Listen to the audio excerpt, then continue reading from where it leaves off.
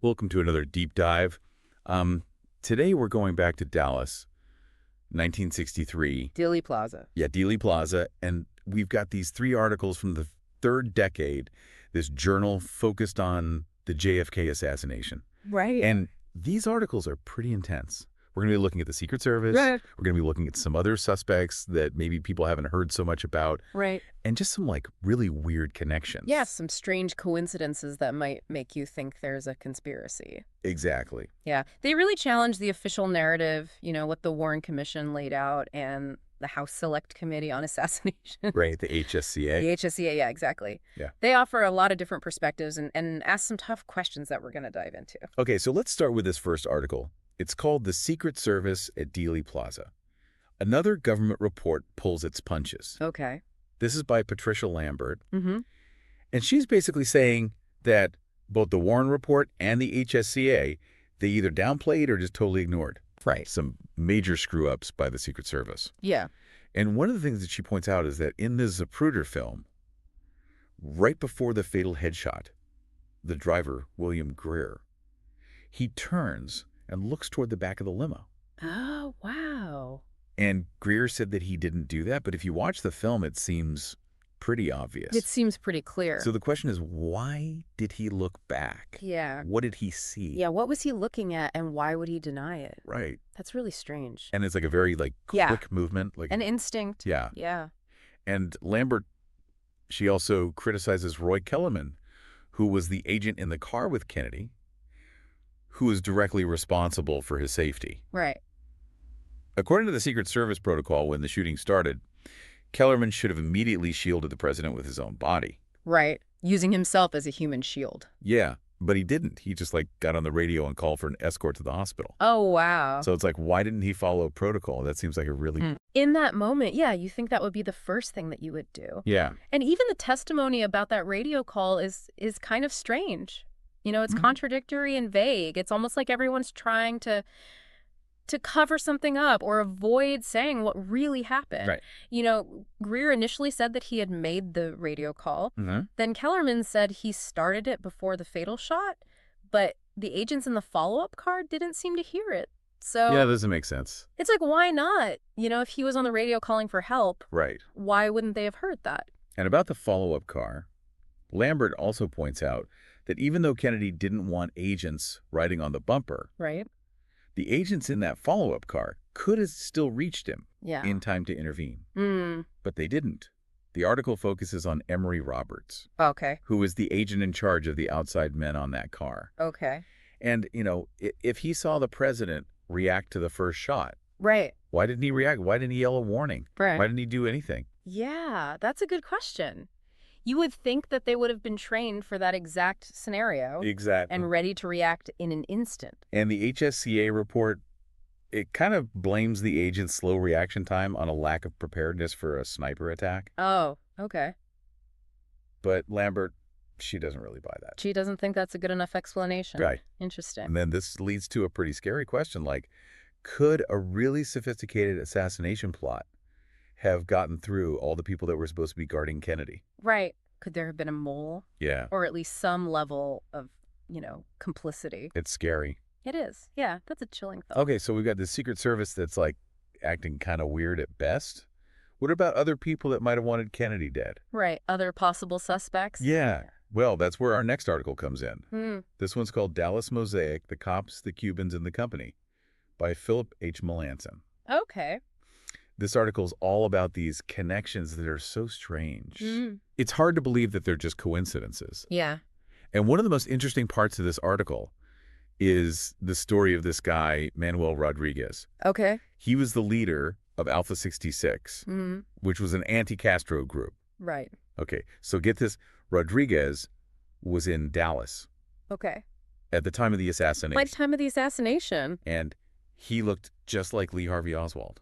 What? He was even mistaken for Oswald in Dallas before the shooting. Are you serious? Yeah. Wow, that's incredible. So we have this Oswald look-alike who's leading an anti-Castro group, and he's just running around Dallas right before the assassination. Just days before the assassination? Like something out of a movie. Yeah, it sounds like a spy novel or something. It's right. crazy. And it gets weirder. So the CIA said that they didn't know anything about Rodriguez, They didn't know him. but his group had ties to the agency. Oh, wow. And he, like, really hated Kennedy. He, like, talked about it all the time. He was very vocal about it. Yeah, so it's like, why would the CIA deny knowing this guy, especially if he looks so much like the guy that they say shot Kennedy? Exactly. Especially when he looks so much like the supposed assassin. Right. It seems like they would want to, distance themselves from him as much as possible. Yeah. They're saying they don't know him. Right. Like, are they trying to, like, hide something? Yeah, it raises a lot of red flags for sure. Or maybe they were trying to set Oswald up to take the fall. Yeah, that's also a possibility. Right. We have to consider that. So then this article, it talks about this gun shop in Dallas. Okay. And apparently this was one of the only places in the city where you could buy bullets for a Mannlicher Carcano rifle, Okay. which is the type of rifle that they say Oswald used. Right. The same type of rifle. So we have an Oswald lookalike, we have a gun shop that's selling these really rare bullets, Right. and we have a Secret Service that's acting all strange. Yeah, it seems like we're starting to see a pattern here. A lot of strange coincidences all happening in the same place at the same time. Right. And then Melancini talks about how the CIA had this secret program where they were training local police departments. Oh, wow. And this includes connections to the Dallas police. The Dallas police specifically. Yeah. Yeah. So if those connections are real, it kind of makes you wonder, could the Dallas police have been manipulated by, like, outside forces? Right. Could they have been influenced to pin the blame on Oswald? Yeah. Even if they weren't fully aware of what was really going on? Yeah, that's a really scary thought. It is a very unsettling thought that the police themselves could be pawns in some larger scheme. Like a web of manipulation. Yeah, with Oswald caught right in the middle of it. And all this misinformation. Right, exactly. Like, every piece of the puzzle that we find just leads to more questions. More questions than answers. Yeah, so where do we even go from here? Well, that's where our final article takes us. It focuses on Jack Ruby, Okay. the man who shot Oswald just 2 days after the assassination. The article's called Jack Ruby and J.D. Tippit, Coincidence or Conspiracy by Jerry D. Rose. Okay. And it basically looks at the theory that the murder of Officer J.D. Tippit, which happened very shortly after Kennedy was killed, Right. was a setup. It was a prearranged hit designed to frame Oswald. Okay, this is where it gets really interesting. So Rose, he finds a connection between Ruby's silent business partner Okay. and a guy named Austin Cook. Okay. And Austin Cook owned this place called the Topo Hill Terrace. Mm-hmm. And Tippit had worked there as a security guard. As a security guard. So how's that for a coincidence? Wow. That is a pretty remarkable connection. Right. So it sounds like Ruby's silent business partner, Ralph Paul, was living with this family, the Wow. Bowman family. And Burt Bowman just happened to be a former business partner of Austin Cook. Wow. So Ruby actually visited Paul at that address. So, it's not totally out there to think that Ruby could have met Cook through Bowman and then Tippit through Cook. It's a chain of connections that's pretty hard to just dismiss as pure chance. And then there's that phone number in Ruby's notebook. Right. That almost identical phone number to Tippit's unlisted number. Yeah, it's so close to Tippit's unlisted number. Right. How could that be a coincidence? That's a very curious detail. While it's possible, it is possible. Right. We should also note that Ruby's employee, Larry Crayford, Okay. who actually kept the notebook, Mm-hmm. he couldn't say for sure who that number belonged to. Oh. So, maybe the name next to the number was fake. Right. And the number was actually Tippit's, just written down in a slightly different way. To, like, hide it? Yeah, exactly, yeah, to keep no. it secret. That's crazy. Yeah, that's some real cloak and dagger stuff. Okay, so then Rose takes this even further and says that Ruby, he might have used all his connections to get a bunch of fake witnesses together Wow. for Tippit's murder. To make it look like Oswald did it? Yeah. That's a serious conspiracy theory. Yeah, and this is where Rose's investigation into Ruby's world really gets interesting. Okay. So he points out all these links between Ruby and some of the key witnesses to Tippit's murder, especially Helen Markham. Okay. Now, she was like the star witness for the Warren Commission. Right. She claimed to have seen the whole thing. Yeah, and she said she saw the entire shooting. But guess what?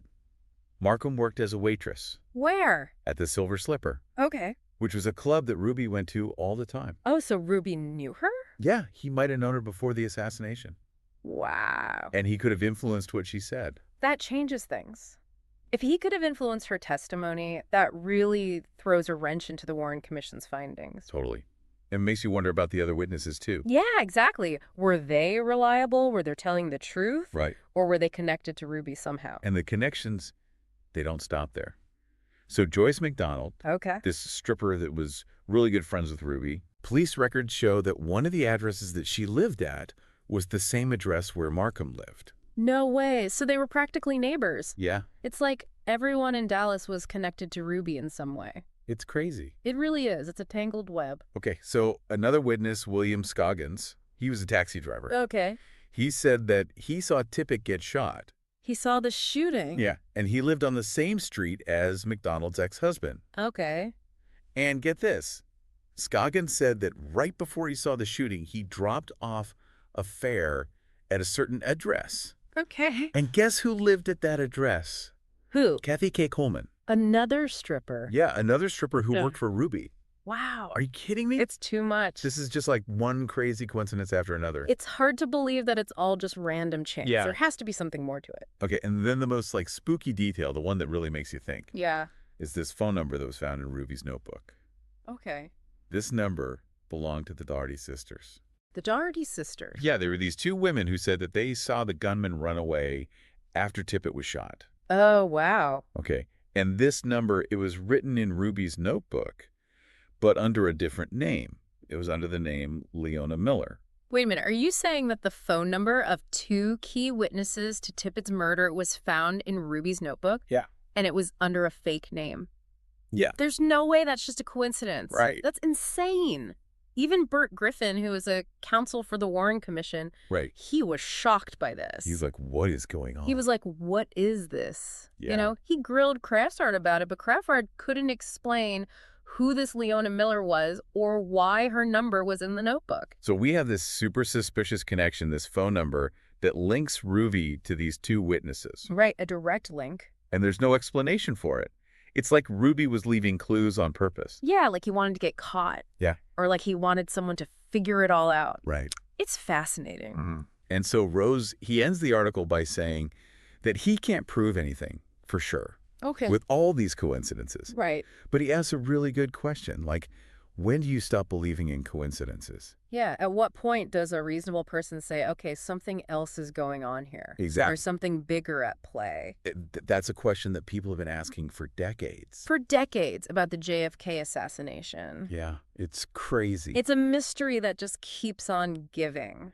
And, you know, when you think about all these unanswered questions that we've talked about, like we have the driver turning his head at this crucial moment. Right. We have this agent that's not protecting the president when he should be. Right. Breaking protocol. We have this Oswald lookalike who's connected to the CIA. Right. This gun shop selling these rare bullets. Right. All these connections between Ruby and Tippit. Right. All these strange connections. And all these witnesses whose stories seem to be more connected to Ruby than we originally thought.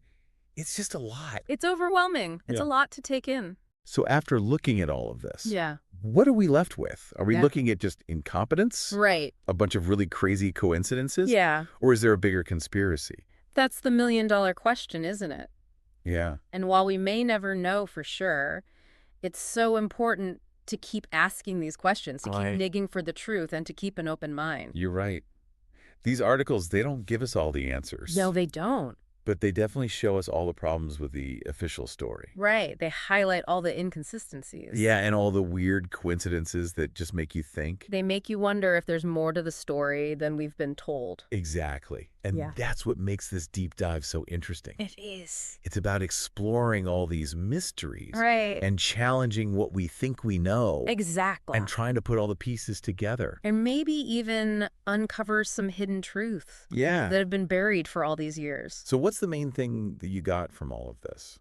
You know, I think the most important thing for me is that we should always be skeptical No. of the official narratives. Yeah. You know, we should look for other perspectives and we should try to connect the dots ourselves. Right. Because history is often written by the winners, and it's up to us to question those stories and to dig deeper. This has been like a total mind-blowing deep dive. It has been. It makes you think about what else might be hidden, Yeah. not just with the JFK assassination, but with other events too. Right, and all sorts of historical events. It's a good reminder that trying to find the truth is like a constant process. It is an ongoing journey, and we Yeah. all have to play a part in uncovering the truth. Absolutely. Yeah. This has been so eye-opening. It has been. And I want to thank you for joining me. Thank you for having me. It's been a pleasure. And to all of our listeners, thank you for coming on this deep dive with us. Yeah, thanks for listening. And remember, always think critically. Always question what you hear. And never stop searching for the truth. That's right. The truth is out there somewhere. Exactly. We just have to find it. All right, till next time. See you then. Yeah, it really is. It makes you think about, like, if there really was someone out there that looked like Oswald and was in Dallas at the same time. Right. Think about the chaos that would create. Yeah. You have witnesses saying they saw Oswald when really they saw this Rodriguez guy. Right. It would just make it that much harder to figure out. Yeah. Who really did it? Exactly. Who fired the shots? Because it's like they're trying to confuse everybody on purpose. Right. And then there's that gun shop. The gun shop. Selling bullets for that Mannlicher Carcano rifle. It's just too convenient. Yeah, like, what are the chances? Yeah, is it really just a coincidence that one of the only places you could get those bullets Right. also happened to be frequented by an anti-Castro group that hated Kennedy? Yeah, it's just too weird. Yeah, Melanson doesn't really say, Right. one way or the other. Right. But he just lays out the facts. Yeah, and lets us think about it. Exactly. And draw our own conclusions. And what about the CIA training the Dallas police? Oh, yeah, that's another big one. Like, if those connections are real, Yeah. could the Dallas police have been, tricked into framing Oswald? Yeah. Could they have been manipulated? Yeah. Maybe even without knowing it? Into focusing only on Oswald and not looking at other possibilities? Right. It's a very unsettling thought. It really is. Like, even the police Yeah. could be part of this bigger scheme. Yeah. Pawns in a larger game. That's a scary thought. It is. It really makes you question everything. It does. And, these articles, they really make you think. They do. Yeah. They really challenge you to think critically and to Yeah. question what you think you know. Right. And to consider different explanations, even if they seem, kind of crazy at first. Yeah. That's what I love about these articles. Me too. They make you think outside the box. Okay, so let's talk about this last article. Yeah, the one about Jack Ruby. Yeah, the guy who shot Oswald. Mm-hmm. It's called Jack Ruby and J.D. Tippit. Coincidence or Conspiracy Mm-hmm. by Jerry D. Rose. Okay. And this one basically looks at the idea that Officer J.D. Tippit being killed Right. was a A setup, prearranged hit. yeah, to make Oswald look bad. To frame him for murder. Right. That's a really interesting theory. And Rose, really breaks down Mm-hmm. all these connections between Ruby and Tippit, Right. like connections that are just too crazy. Yeah, that are hard to explain away as just random chance. Right. Like, for example, he finds this link between Ruby's silent business partner and the guy that owned that club where Tippit worked as a security guard. Right, the Topo Hill Terrace. Yeah. Yeah, that's right. And that connection is even more intricate because it goes through another business partner. Right. It's like a chain. Yeah, chain of connections. And it's like, were they all hanging out together? Yeah, it makes you wonder if Ruby and Tippit were moving in the same circles. Right. Even if they didn't know each other personally. And then you add in that phone number. Yeah, the phone number in Ruby's notebook. Right. That's so close to Tippit's unlisted number. It's right. Like, come on. It's just too close for comfort. Yeah, It really makes you wonder. it does.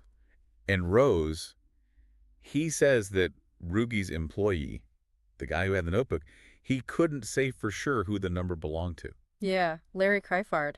That's right. Yeah. He couldn't say definitively. So is it possible that the name next to the number was fake It's possible. and that it really was Tippit's number?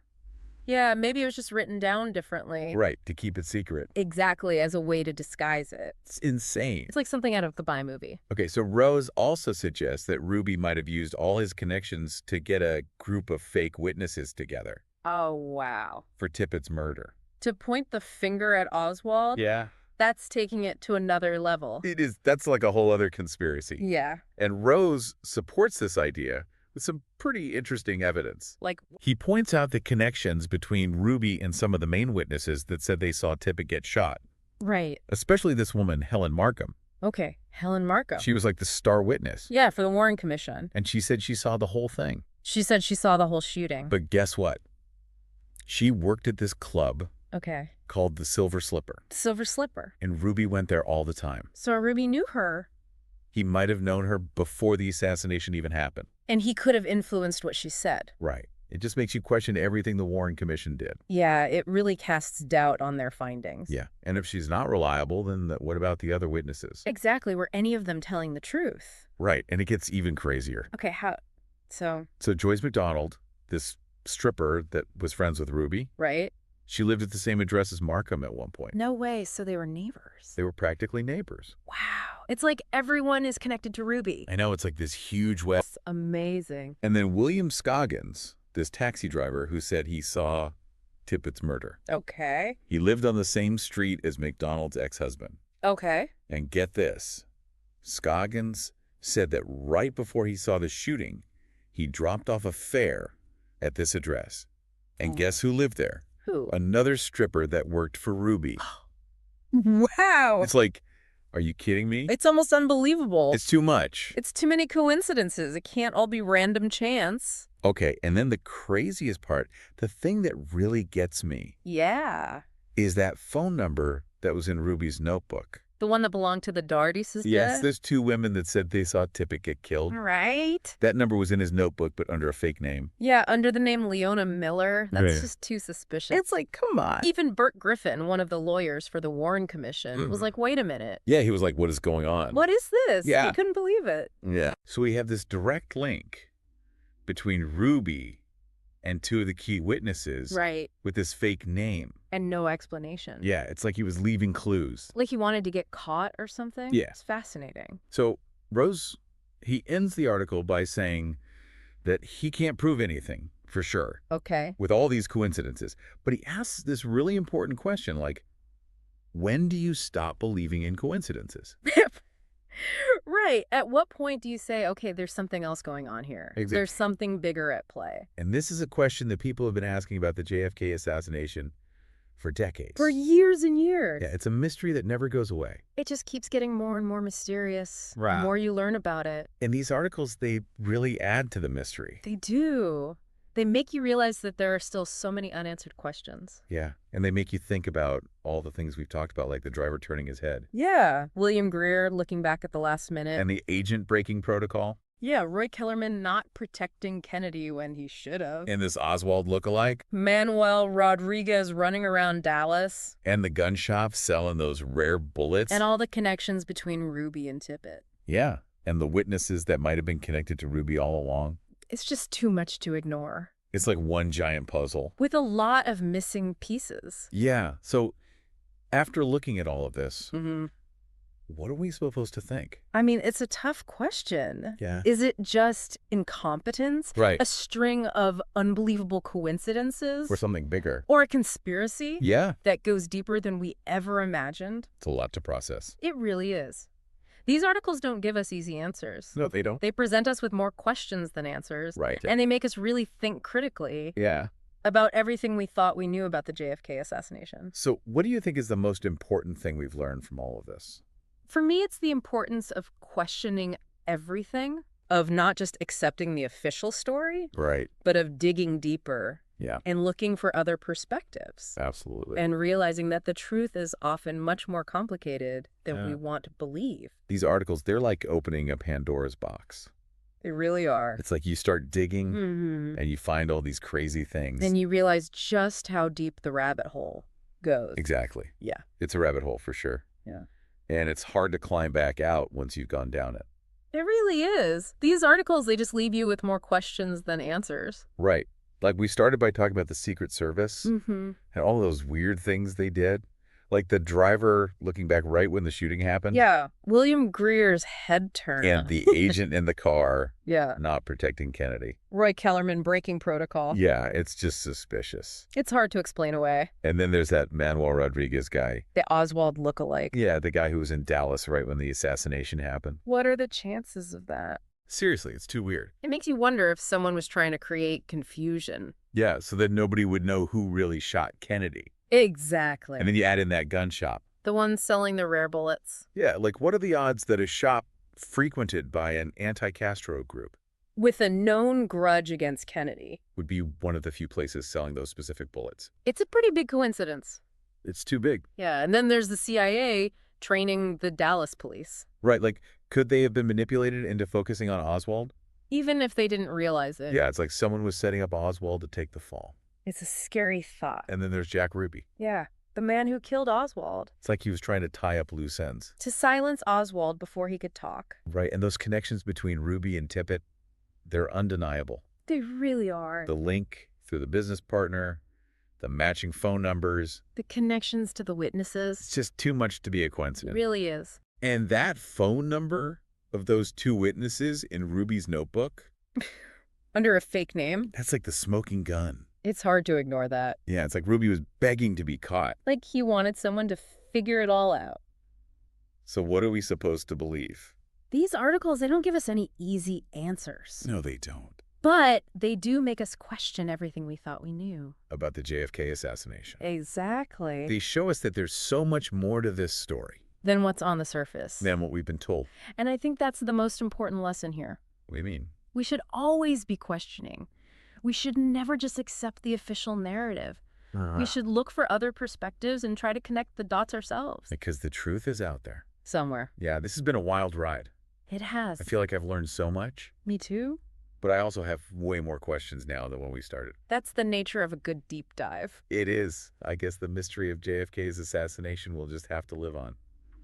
For now, at least. Yeah, well, this has been an incredible deep dive. It has been. Thank you for joining me and helping me make sense of all this. Thanks for having me. And to our listeners, thank you for diving in with us. Yeah, thanks for listening. Keep those minds open and keep questioning everything. And remember, the truth is out there somewhere. Until next time. See you then.